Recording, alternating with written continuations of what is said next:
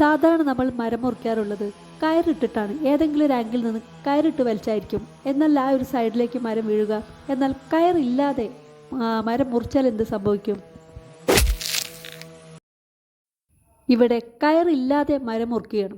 മരം വീണതിന് ശേഷമാണ് അവിടെ കുട്ടികളുണ്ടോ, അല്ലെങ്കിൽ യാത്രക്കാരുണ്ടോ, വാഹനം പെട്ടിട്ടുണ്ടോ, അല്ലെങ്കിൽ ബൈക്ക് യാത്രക്കാർ പോകുന്നുണ്ടോ, ഇതെല്ലാം ഇവർ ചിന്തിക്കുന്നത്. അവരിപ്പോഴാണ് കാര്യങ്ങൾ കാണുന്നത്.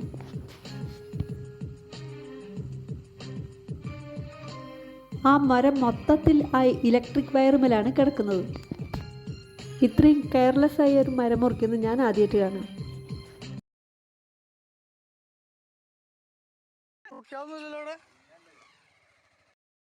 റോഡ് കാണുന്നില്ല, മരം വീണ് മൂടിയിരിക്കുന്നു.